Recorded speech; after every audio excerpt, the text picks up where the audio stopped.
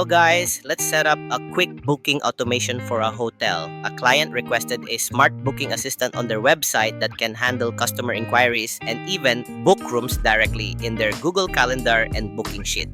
Today, we're going to explore how this concept works through a live experiment.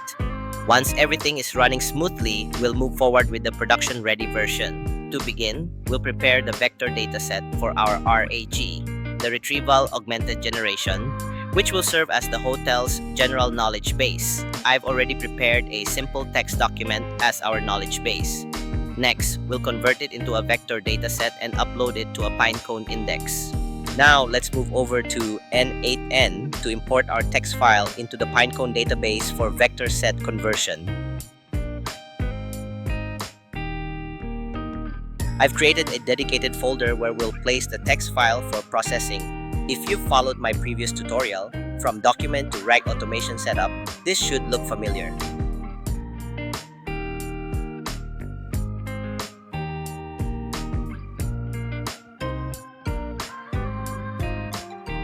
Next, let's update the settings in our Google Drive to Pinecone workflow, which was originally configured for the gym fitness setup.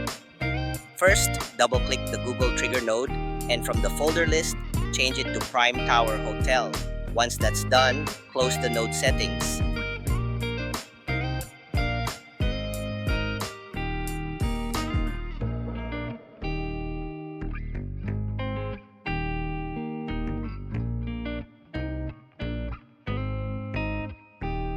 Now, here's something I forgot, the OpenAI account credentials. The free trial on N8N has already expired, so the workflow failed to connect. No worries, we'll fix that. Just double-click the embedding tool node, select a different account, and execute the workflow again.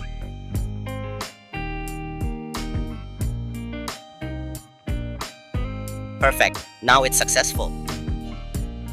Let's check the Pinecone dashboard to see if our index was successfully created. It looks like the index wasn't created. Alright, let's go back to N8N and review our Pinecone node setup. I see the issue and I forgot to update the Pinecone index name and the namespace. Let's switch back to Pinecone and create the index first. Click the Create Index button, then enter the index name.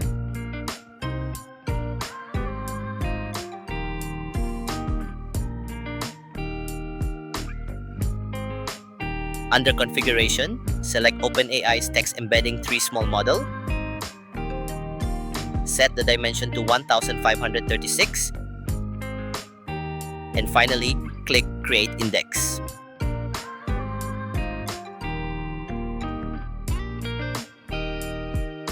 Now, checking our database dashboard, the index is already there and currently being prepared. Let's wait a few moments for it to finish setting up before we proceed to the next step. Let's go back to N8N. Now, let's update the Pinecone node configuration. In the Pinecone index list, change it to Prime Tower Hotel. Then, set the namespace to General Knowledge. Close the node setup and execute the workflow again. Now, let's check the Pinecone dashboard. As you can see, the index was successfully inserted under the namespace General Knowledge. Let's go back to N8N, save the workflow, and close it. We're done with this step.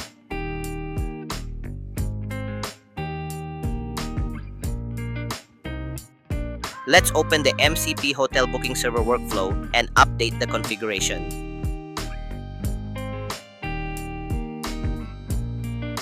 Double-click the Pinecone Vector Store tool node under the MCP Server trigger and set the Pinecone index to Prime Tower Hotel as well. Close the node settings. Next, double-click the MCP server trigger to get the URL of the MCP server.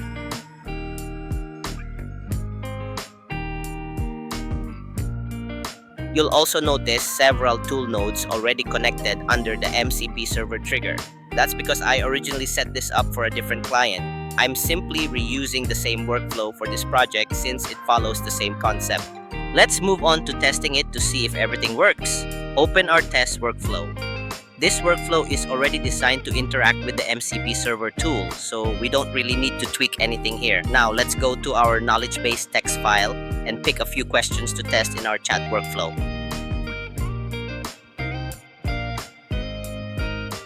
Now paste the sample question we picked from our knowledge base and let's see if the AI can answer it correctly. It should respond with the exact answer written in our knowledge base. Oops, it looks like it doesn't know what to answer. Alright, let's troubleshoot this.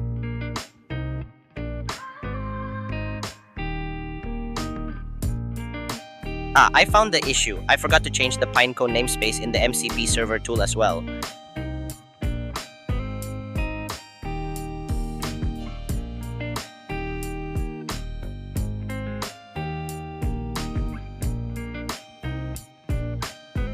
Okay, let's try testing it again. First, clear the chat to refresh the AI chat workflow and start fresh.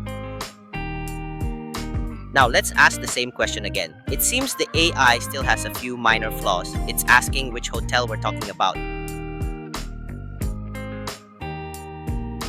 Let's fix that by updating the AI agent prompt. I'll add a clear instruction telling the AI that it's working for the hotel Prime Tower Hotel.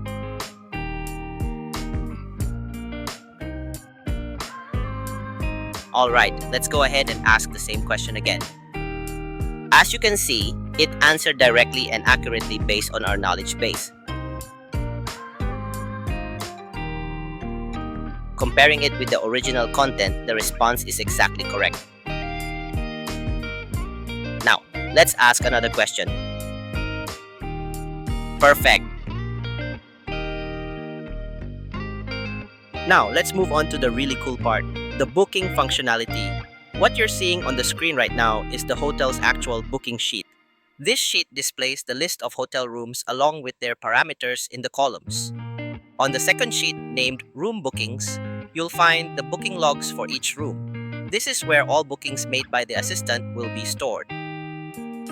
Let's plan a reservation based on the room list. I'm targeting room D004, which is a deluxe room, to test if the assistant can book it for me. According to the room booking sheet, room D004 is already taken for today until tomorrow.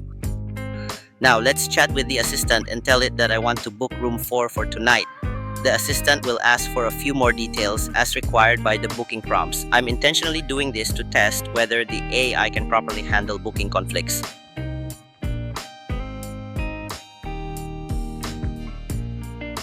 As a result, the AI handled it very well. It informed me that the room I wanted was already booked and asked if I'd like it to check for another available slot. After checking the availability, it suggested room R005, a regular room, which was open for the time slot I requested. It even provided a compatibility suggestion, comparing the room's capacity to the number of guests I mentioned. Now, I'll try to object and insist on getting a deluxe room instead.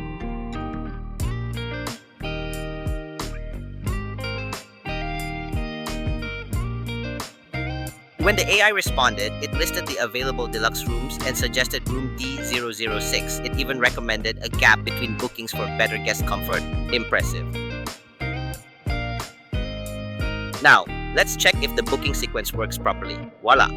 It worked perfectly and listed my name in the booking sheet.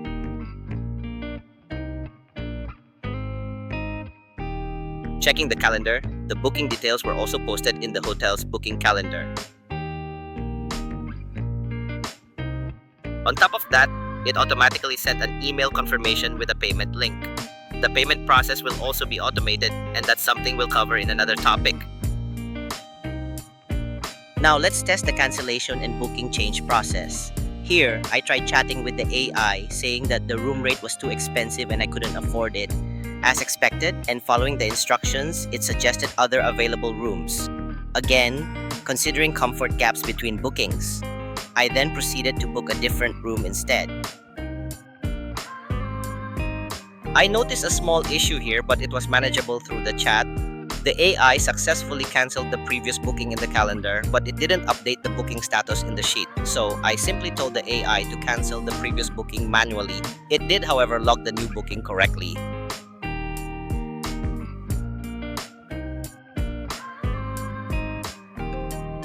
The prototype is finished. See you in the next round, where we'll be implementing this concept in a live production environment, this time with a chat widget and a voice AI agent. Bye for now.